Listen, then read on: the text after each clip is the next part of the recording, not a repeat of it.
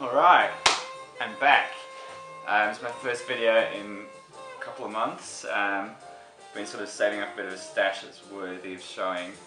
I'm going to try to show 10 videos in 10 minutes, so I keep it short, and I'm going to do a second video with my second 10, but there's some killer records in each and I'm really happy with what I've got, so I thought I'd put together a quick one. You might notice my record shelves are empty.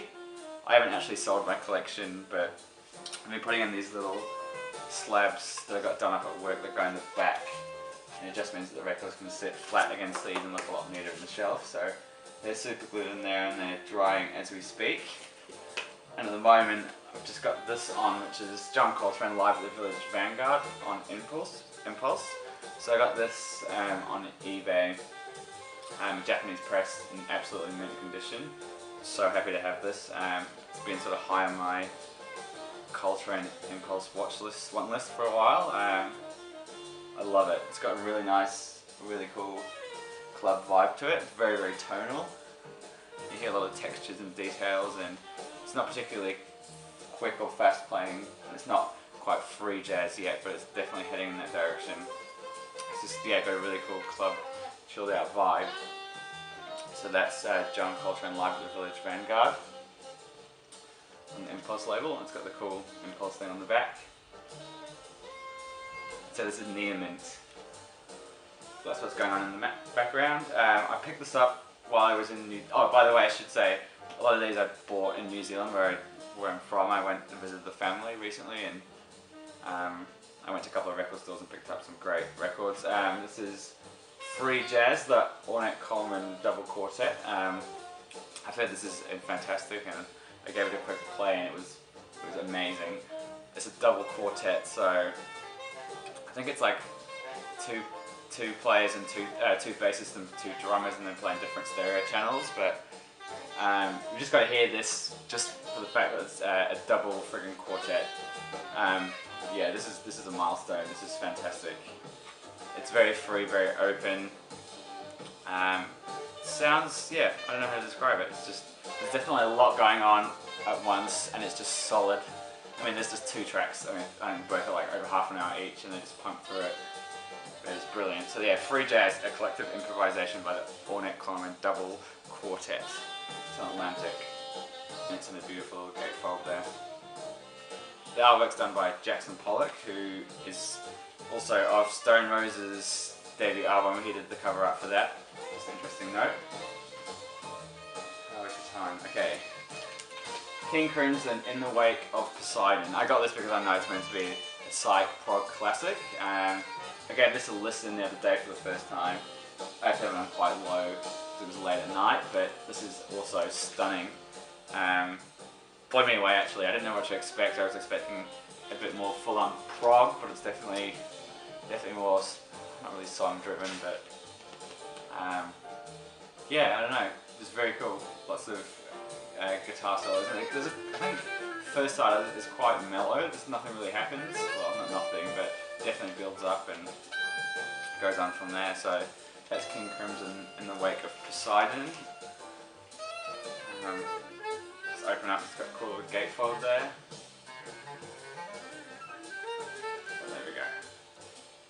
Highly recommended. I picked this up because a few people on the VC showed the cover and I had no idea what it was. This is just called Anywhere. It's a really cool cover. I had a quick look, and it's got, I think it's Cedric from the Mars Volta is in this band, so I just picked it up, and yeah, very cool. Just really tight playing. I don't know, it's rock, psych rock. Anyway, I recommend that highly. And lots of acoustic guitars. It's sort of got that Mars Volta influence and a little bit of a Spanish influence going on. From memory, it's on. So here we go. Cedric Bixler-Zavala, Mike Watt on bass, interesting, and some people I've never heard of. 4-piece. It's on a really nice little, is that teal? Teal vinyl. Picked this up pretty cheap, $15. Here we go. Churned by Shehad. Classic classic rock. This is just hard rock. I think Anthony and I showed it in our dual video a couple of weeks back. Yeah, New Zealand rock band from the 90s. Really cool, heavy stuff. Finally got hold of this. Been looking for a while. I ended up getting a music on vinyl press. This is classic Miles Davis. Really mellow, really chilled out. Just reminds me of sitting in the rain, not sitting in the rain, but sitting inside while it's raining outside and giving this a whirl. It just, it's just beautiful, really beautiful music. It just sort of moves along slowly and gracefully, and yeah, I really dig it. Miles Davis, someday when my prince will come. Miles Davis Sextet. Great players on there too. John Coltrane, Hank Mobley, Winston Kelly, Paul Chambers and Jimmy Cobb. Here we go. Thumbs up to that. This one was probably one of my favourite purchases of my trip in New Zealand. These are all from the same record store so far, apart from the John Coltrane one I showed. The best of Pharoah Sanders on Impulse. Now this one's pretty beat up. I'd say the record is probably very good, maybe very good plus. I need to get a record cleaner because I don't actually have like a disc, what's it called, a spin clean, but I'm hoping to get one of those in the near future once I stop spending money on vinyl. So there you go, Pharoah Sanders. It's got Upper Egypt, which is my favourite track by him, and Colours, and Thembi. In fact, Acrate as a Master Plan. It's basically Karma plus a couple of other stuff from Thembi and Tauhid. I'm not sure where the other ones are from. That's a cool little gatefold 2-record set. There's the man himself, Mr. Sanders, Colonel Sanders, not quite, on the Impulse label. Yeah, so there we go, very cool. Alright, I'm going to leave it there because I've got 10 minutes on my camera before it cuts out, and I'll make another one coming up soon. Alright, part 2, where I'm going to put the music on first. Okay, so Pharoah Sanders, that was done. Just adjust the camera a bit so you can actually see me. Blue Sunshine by The Glove. This is not the Record Store Day issue, this is actually an original press, a UK press.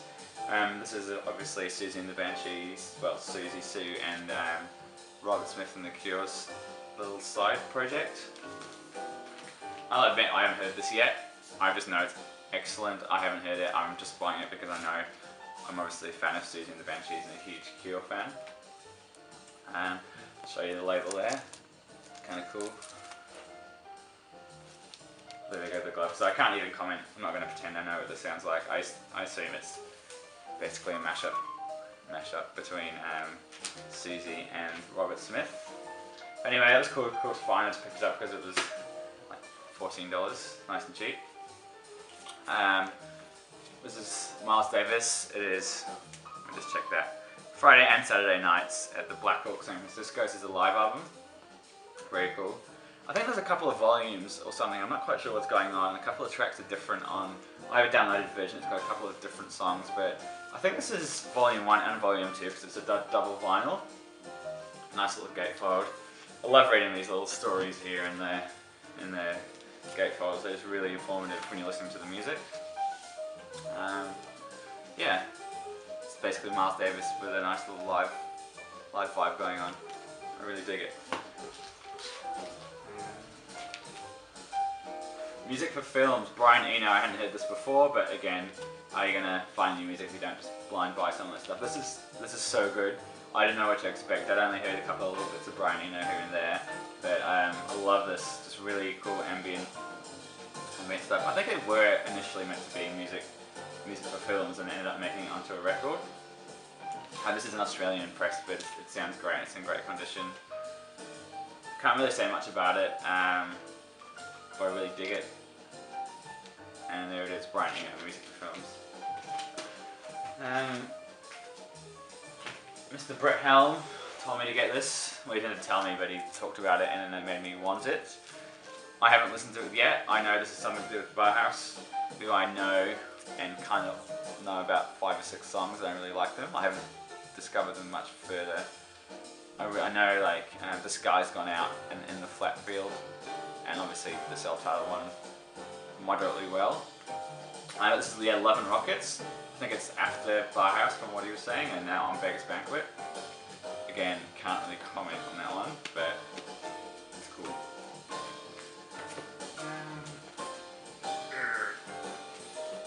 Okay, John Coltrane and Cannibal Adelaide. This has been a grail of mine for a long, long, long time. This happened to be the same record store I got the other ones from. I couldn't believe I had a really good haul. All this stuff I've been looking for a while, and it all came together in the one spot.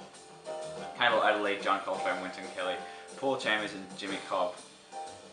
And this is on Limelight, which I'd never heard of previously.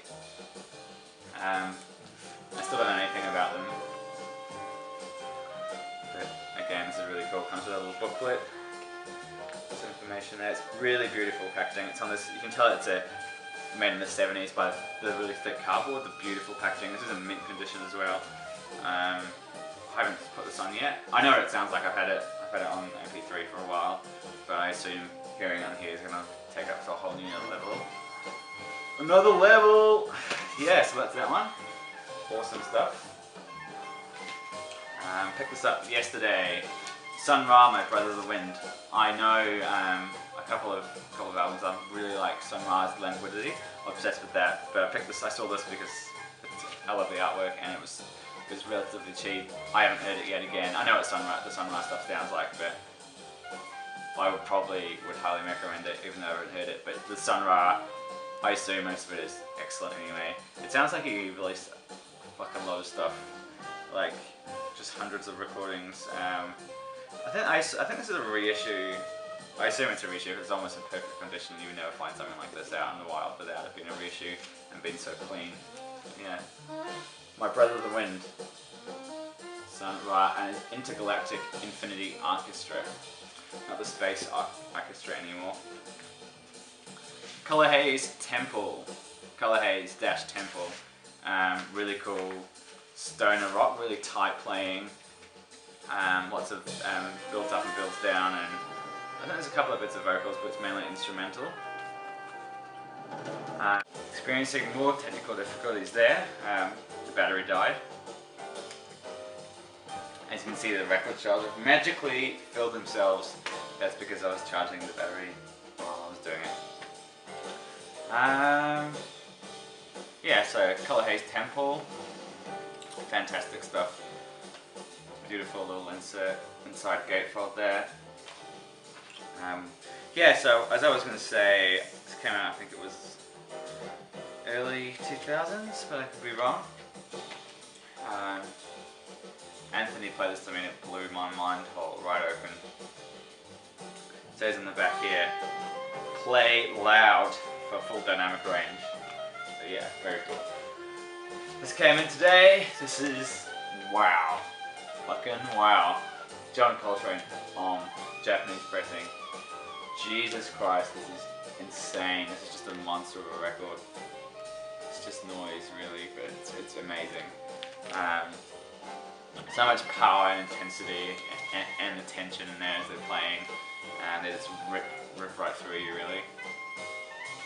Again, this is on Impulse, it's one of his later recordings. Free jazz, as it's getting onto spiritual jazz, I guess. Yeah, so definitely free spiritual jazz. It's nothing like his early stuff at all. It's incredible. I'm so happy to have this, you have no idea. And I'm so happy it came in such condition as a mail. I was a bit nervous because I paid a decent price for it, and yeah, it's spectacular. So I got this today and I'm over the moon. Yeah, so there you go. Look at that for a cover. That is fantastic. As far as artwork goes, it's got to be one of my favourite covers of all time. So I've got that. Archie Shepp. Not Archie Sheep. Not even a funny joke, is it? I haven't listened to this yet. I just know he's meant to be really cool. And Mammoth Too Tight had a cool cover. And I picked it up. Not very useful, but there you go. More Impulse. I'm on a massive Impulse vibe at the moment. I've been reading a lot about the label, and everything I've bought that I've seen at Impulse I've adored, so yeah, I'll just keep buying it, and yeah, we'll see what happens. But this is Expression. Another one of those rare ones towards the end of his catalogue. I saw this in the record store a couple of months ago and didn't pick it up and regretted it, so I went back yesterday and it's still there. So yeah, this is Expression, John Coltrane. This came out just after he died. Oh, he obviously recorded it and then he died. But it's really weird reading the liner notes, and it's talking about what he was like and after he died. Usually when you read the earlier stuff, it's talking about how great he is and what he's going to do in the future and things like that. But this is more of an obituary really about what happened and a bit of a reflection, which is kind of sad. Obviously a great man. But yeah, it's a bit of a sobering read actually. Yeah, there we go. Expression, John Coltrane. Look at that painting as well. It's brilliant. He plays flute on this, which is really interesting. And I dig it. I really dig it. Again, really tonal, quite in your face and aggressive. I like it. It's cool. Highly recommend it. Expression, John Coltrane. Again, really thick sleeves. Like this is really heavy duty. I thought this was kind of cool. Here we've got the new Rev Jazz on Impulse, like it's got the original. This is a US press too, an original US pressing. Cool to find it. It's a little bit crackly, needs to be clean, but I think it'll be fine. But it's got all the other impulse things in here you can pick up. And what I have left to get. So there we go. I was quickly just gonna show something because I thought it was cool. Inside here, I've got the liner notes, and again it's got John Coltrane's discography, all there for me to reference and look into, and then we've got this little liner note thing with their famous photo from A Love Supreme on it. I love stuff like that, it just completes the package. But yeah, happy. I quickly got a couple more here. Vangelis the Dragon, fucking hell. Again, Anthony told me to get this, and I luckily somehow stumbled across it, and I think he's still looking for it. But this is like Middle Eastern stoner psych instrumental, fucking cool. Just crank this baby up and it just goes. It's like droney Middle Eastern psych.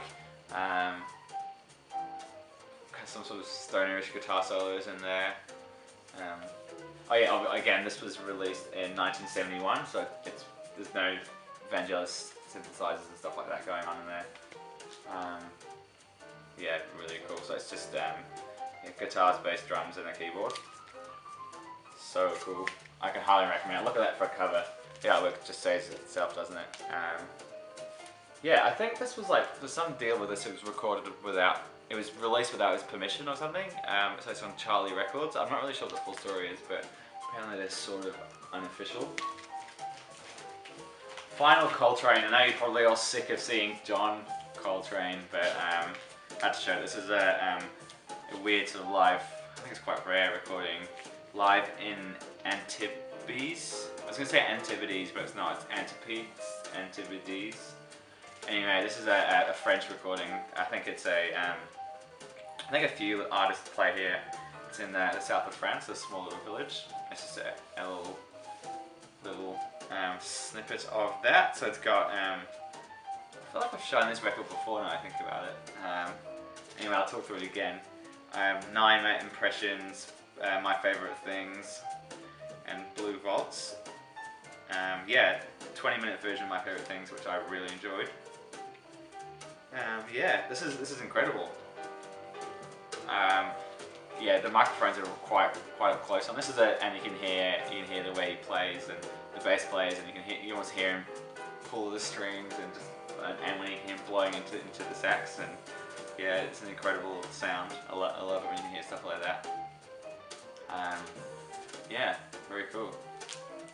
John Coltrane live in Antipodes, 1965. Oh yeah, and this just came out just after Love Supreme, so it's got that sound to it, but it's more live, so it's a bit more chaotic. There's an almost 12-15 minute bass solo in here, which is really aggressive. If you can handle it, it's very rewarding. There you go. Save this to last. This is Aphrodite's Child, 666, and it's a Japanese press. I got this off Discogs. Show the little gatefold there. This is Vangelis when he was younger, and he was an Aphrodite's Child, which is a 3-piece with 2 other Greek dudes. Psych, Prog, masterpiece. Concept album, I don't know. It kind of reminds me of Game of Thrones because it's got lots of people talking about trumpets and killing people and old type things. Yeah, amazing stuff. Lots of people saying epic sounding things, and yeah, check it out.